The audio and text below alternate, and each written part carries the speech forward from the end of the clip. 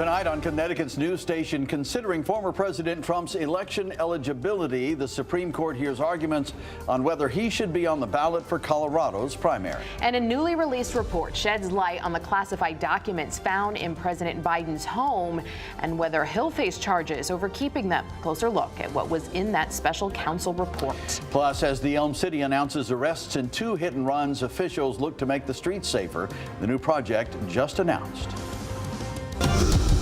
Now at 6, this is Fox 61, Connecticut's news station. Good evening and thanks for joining us for the news at 6. I'm Brent Harden. And I'm Sarah Sanchez. The nation's highest court heard arguments today about whether former President Donald Trump is eligible to appear on the presidential primary ballot in Colorado. The court's decision will have major implications for not only Trump and his candidacy, but also for the presidency.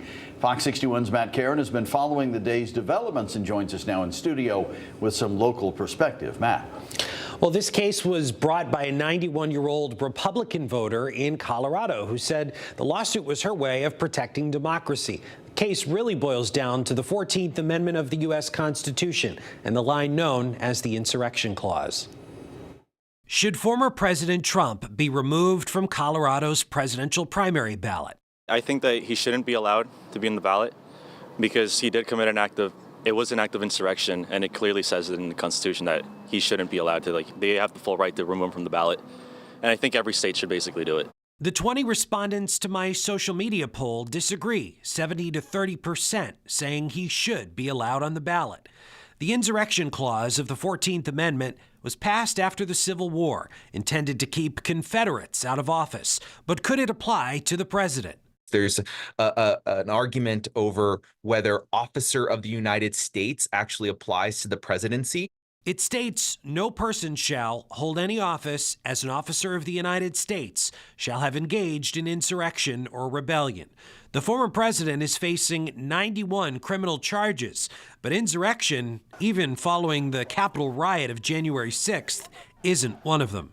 I think it was an insurrection caused by Nancy Pelosi. Outside his Mar-a-Lago estate, Trump addressed the media after watching the arguments. I'm a believer in the Supreme Court.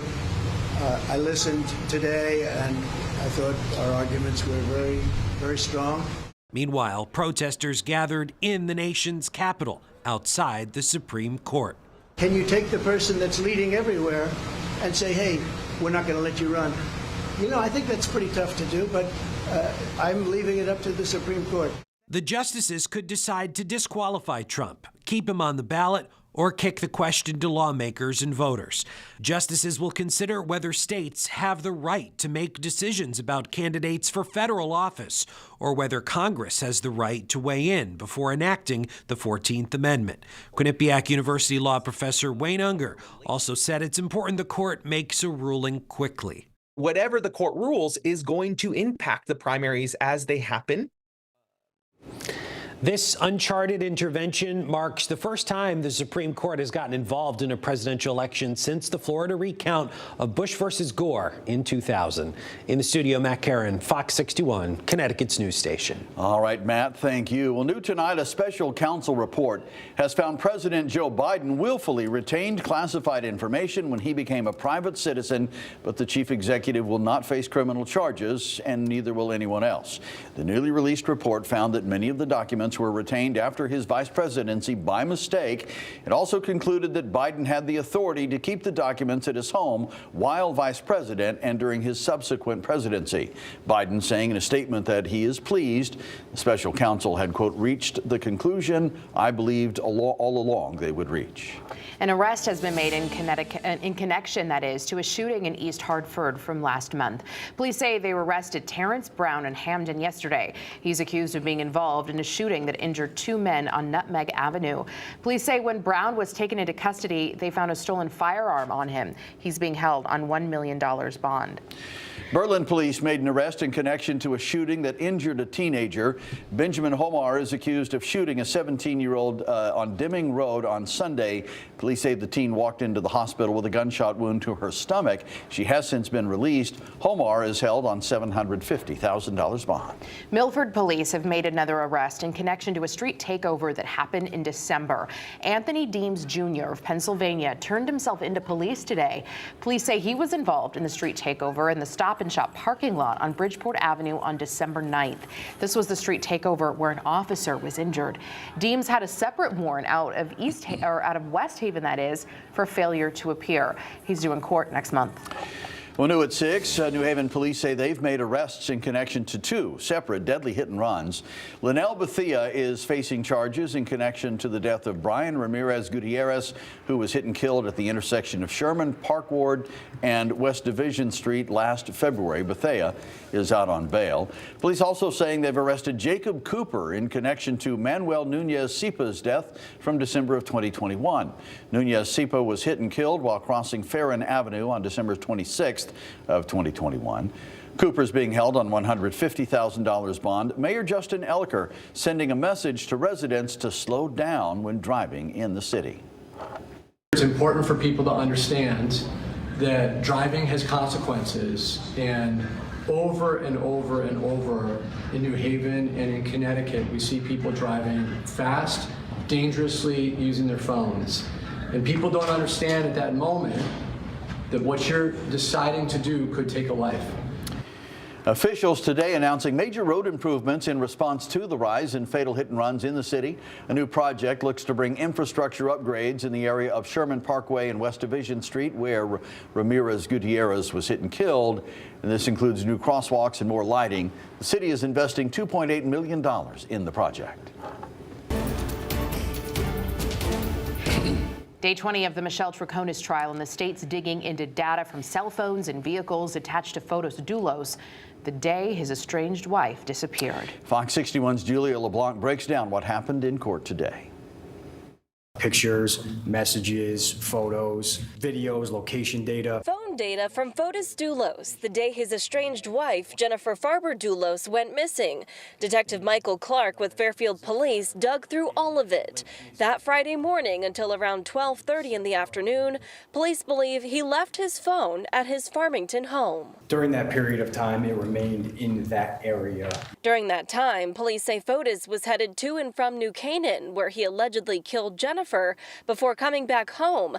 None of the calls or texts in that time were answered, except one at 8:24 a.m. from a friend in Greece, which police allege in the arrest warrant was an alibi arranged by Fotis the day before. This is a sent message from Fotis Dulos that says, "Call me tomorrow morning." A call police say Troconis admitted to answering herself in her third interview with them, saying it was brief. The friend on the other line is the same one who sent this meme to Fotis that week. All right, you have 2 choices. A, you can spend the rest of your life with your wife. Or B. Earlier in the day, jurors heard from a forensic scientist who analyzed data from Fotis's cars, tracking the Ford Raptor the Friday Jennifer went missing. Later that morning, we're at 9:53 a.m. It's now at a house in New Canaan, Connecticut. Fotis's ex-employee, Pavel Gumieni, testified he had the Raptor that morning. Mark News says there are data points for the truck being there until that afternoon, corroborating that testimony. Did the vehicle move from that spot at those 3 specific times? It did not appear to. Those 3 specific data points are right on top of each other. But that night, police believe Fotis had the Raptor in Hartford, dumping evidence along Albany Ave with Michelle Troconis in the passenger seat. At 7:48 p.m., there's one GPS point of data showing the vehicle on Albany Avenue in Hartford. All evidence, Troconis' defense attorney says, is not new and not relevant to his client.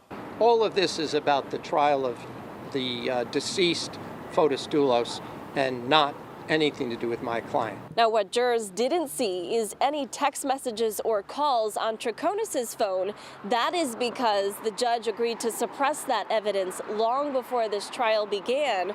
Now, there is no court on Friday or Monday because of the holiday, so testimony continues on Tuesday. We are in Stamford. Julia LeBlanc, Fox 61, Connecticut's news station.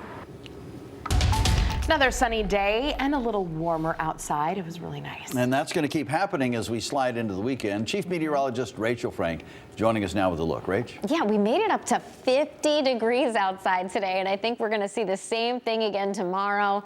Even warmer this weekend, if you can believe it. 42 degrees right now in the capital city, 43 for Meriden, and we're close to 40 degrees for Norwich and for Groton. Heading through the overnight hours, we'll see clouds continue to increase. So it will be a cloudy start to the day tomorrow. Temperatures begin in the low to mid 30s, and there is a chance for an isolated shower to start off the day, especially before daybreak. For most of us, that shouldn't be an issue, although there might be a sneaky, slippery spot in the hills. Otherwise, after a cloudy start, we're looking at some sunshine developing as we head through the midday and into the afternoon, with another day with highs approaching the 50-degree mark. And this is impressive, but it gets even warmer heading into Saturday with high temperatures that will get near the daily record. We're going to talk about that and how we can go from spring warmth to the chance for snow. Your full forecast coming up. Thank you, Rachel. Tax season is underway, and while filing can be stressful, a reminder that there's free help available to some filers who qualify. The Volunteer Income Tax Assistance Program, also known as VITA, helps hundreds of families each year. The service is no cost for families or filers who make under $63,000 a year. On average, filers who are in this financial category qualify for the Earned Income Tax Credit refund and get back about $2,500, sometimes more. While families are fighting inflation, the VITA program is still free, still saving folks money and putting money back into people's pockets. The program expects to help 1,000 people in our state this year. If you'd like to take advantage of the program, you can call 211 for more information or visit the online site to schedule your free appointment.